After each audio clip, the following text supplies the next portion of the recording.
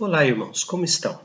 Sempre eu gostaria de ouvir deste lado do vídeo. Estamos bem, pastor, estamos bem, né? Mas é um costume e acabou virando uma marca registrada. Olá, como estão? Tudo bem?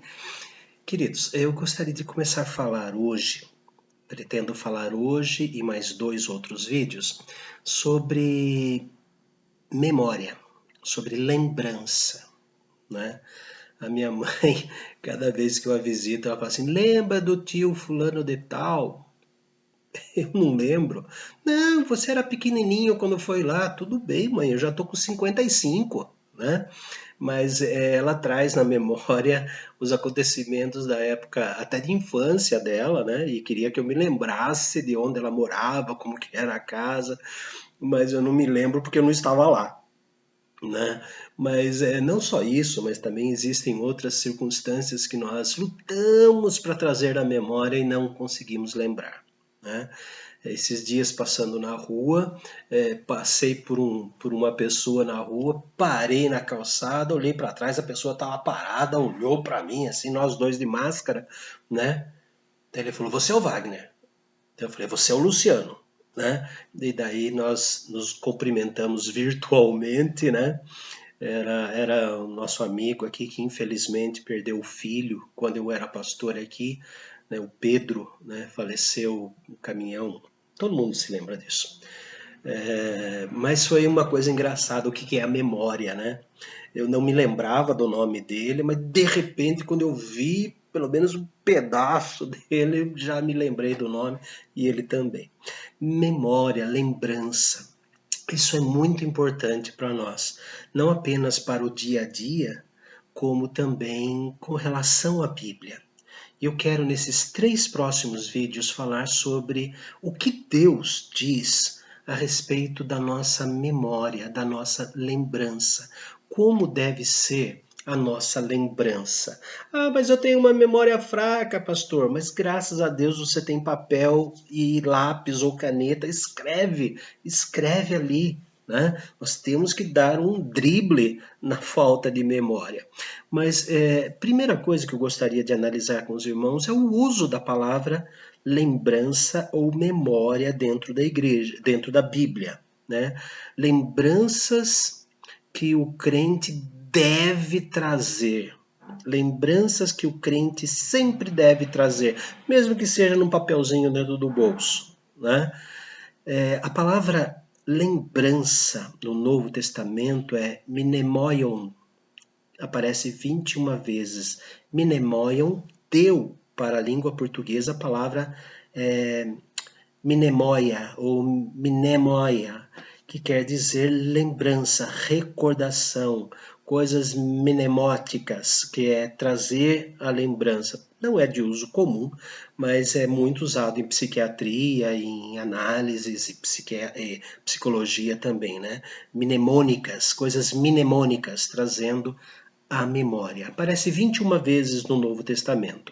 E também existe a palavra Hamaskerim. Hamaskerim em hebraico são 232 vezes, enquanto no Novo Testamento são 21, né? No Antigo Testamento são 232 vezes que Deus fala sobre trazer a memória, lembrar. O povo de Israel tinha que se lembrar. E nós vemos no decorrer de toda a história do Novo Testamento que eles eram ruins de memória, viviam esquecendo das coisas, né? Principalmente nos primeiros livros da Bíblia, nós vemos Deus tendo ações tão profundas, tão grandiosas, majestosas no meio do povo de Israel e eles sempre se esqueciam. Eles sempre deixavam para lá. E Deus sempre cobra deles trazer na memória. Temos que exercer, temos que fazer exercícios para colocar na nossa memória. Né? E um fato extraordinário, sobrenatural que acontece com os cristãos é que quando nós achamos que esquecemos dos textos que lemos, quando nós achamos que nunca mais vou trazer na memória, isso acontece, eu quero me lembrar do texto onde está e acabo não lembrando, existe um fator sobrenatural na vida do cristão, que é a iluminação do Espírito Santo. Por isso que de vez em quando os irmãos dormem e sonham com um versículo, sonham com um hino, sonham com uma passagem bíblica, com um sermão, sonham com pastores do passado, presbíteros do passado, diáconos, irmãos do passado, né? E na hora que querem lembrar, não lembram, mas de repente sonham, né? É o Espírito Santo usando. E também nas nossas aflições. De vez em quando já não aconteceu dos irmãos estarem aflitos e surgir na cabeça um hino, um cântico, mesmo que seja um cântico infantil. Né? Surge aquilo de repente na nossa mente, a gente começa a cantarolar ou começa a repetir alguma coisa. É a ação do Espírito Santo na nossa mente. E eu quero ler aqui para os irmãos três significados ou três usos da memória, ou três coisas que não podemos de forma alguma nos esquecer para o vídeo de hoje. O primeiro está em Isaías, profeta Isaías, capítulo 62, versículo de número 6. Isaías 62, 6, que diz assim, a respeito da nova Jerusalém, né? A noiva do Senhor Jesus, diz assim: sobre os teus muros, ó Jerusalém, pus guardas, que todo dia e toda noite jamais se calarão. Vós os que fareis lembrado o Senhor, não descansareis. Vós os que fareis lembrado o Senhor, não descansareis. A vigilância divina. Quando Deus colocar sobre os muros da cidade, da nova Jerusalém, depois do juízo final, ele colocará guardas que não se calarão. Esses guardas vão ficar falando a noite e o dia todo, a eternidade toda, que Deus não nos desampara. Que Deus não nos desamparou na nossa vida aqui terrena. Que maravilha ter esta lembrança da ação de Deus. Também eu quero ler o Apocalipse, capítulo 5. Apocalipse, capítulo 5, a visão do trono, versículo de número 6. Apocalipse, capítulo 5, versículo de número 6. Parece algo assim misterioso, mas como é lindo quando prestamos atenção na revelação desse mistério. Apocalipse 5, versículo 6, quando narra do livro que está na mão direita de Deus, né? E depois João chorava porque ninguém podia olhar para o livro, né? Daí um dos anciãos consola João falando as seguintes palavras. Todavia, versículo 5, todavia um dos anciãos me disse, não chores, eis que o leão da tribo de Judá, raiz de Davi, venceu para abrir o livro e os seus 7 selos. Olha só, versículo 6, então vi no meio do trono e dos 4 seres viventes e entre os anciãos de pé, um cordeiro como tinha sido morto, o Senhor Jesus. Ele tinha 7 chifres, ou seja, a perfeição, 7, perfeição da autoridade, 7 chifres, bem como 7 olhos, que são os 7 Espíritos de Deus enviados por toda a terra. 7 chifres. As coroas tinham pontas, né?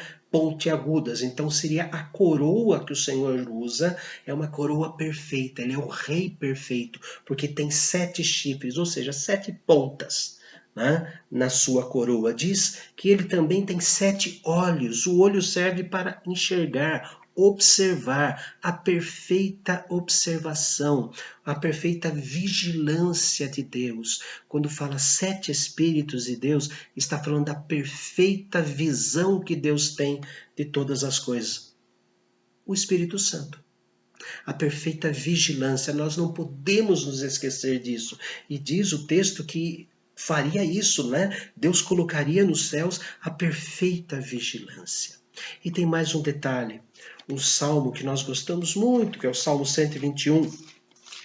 Ele vai falar assim, Salmo 121, a partir do versículo 3, ele diz assim: Ele, Deus, né, o meu socorro vem do Senhor que fez o céu e a terra, ele não permitirá que os teus pés vacilem, não dormitará aquele que te guarda. É certo que não dormita ou cochila, nem dorme o guarda de Israel. Agora, olhe o que nós temos que lembrar sempre.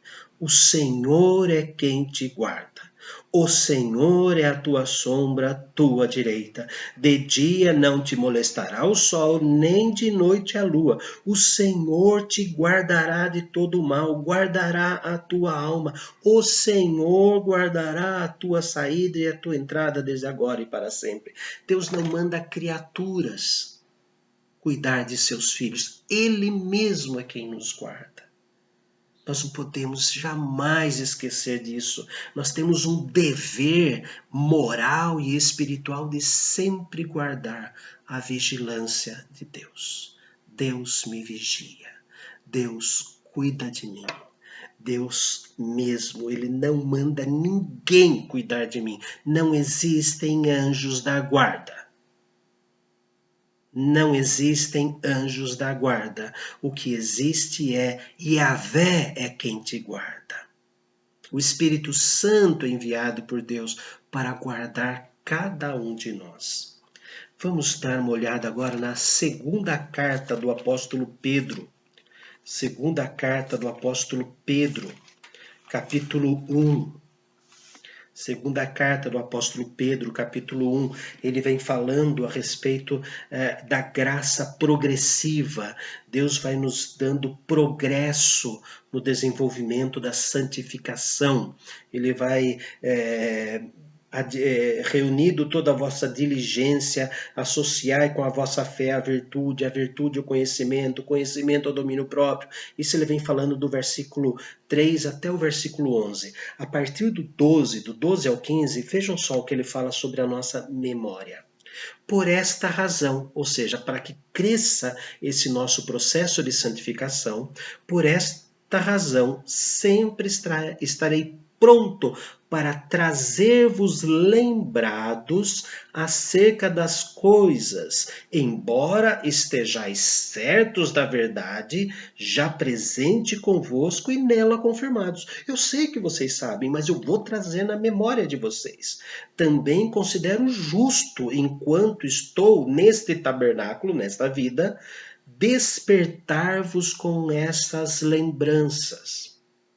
Certo de que estou prestes a deixar o meu tabernáculo, morrer, deixar essa vida, como efetivamente nosso Senhor Jesus Cristo me revelou. Mas, da minha parte, esforçar-me-ei diligentemente por fazer que, a todo tempo, mesmo depois da minha partida, conserveis lembrança de tudo.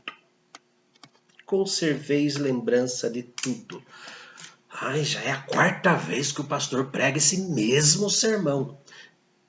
Isso foi instruído a nós pastores, a nós presbíteros, pregadores da palavra, seja presbítero, pastor, diácono ou membros da igreja, é uma regra de que nós temos que gastar a nossa vida para fazer com que a igreja se recorde, lembre das coisas que já sabe. A pregação do reverendo Wagner é igualzinha do reverendo fulano que eu vi. Será que um copiou do outro? Não, irmãos, foi o Espírito Santo. Pode até ser que tenha copiado, mas é o Espírito Santo que está querendo com que a igreja se recorde, lembre daqueles detalhes, lembre daquelas coisas, relembre, porque isso é que fortalece a nossa vida, isso que fortalece a nossa fé em Cristo.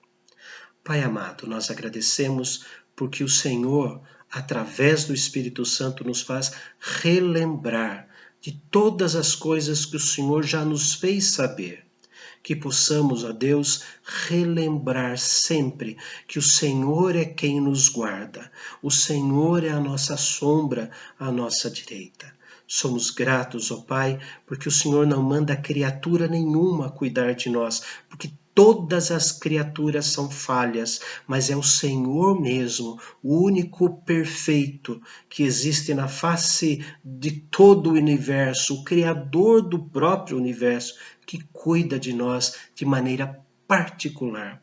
Agradecemos por isso e que teus filhos, ó Deus, jamais se esqueçam disso, para que possam enfrentar as tempestades da vida. Em nome e para a glória de Jesus. Amém. No próximo vídeo, queridos, vou falar um pouco mais sobre memória. Onde e quando deveremos trazer na memória? A partir de que momento temos que trazer as coisas na memória? E depois o que acontece com os esquecidos, aqueles que se esquecem da palavra de Deus.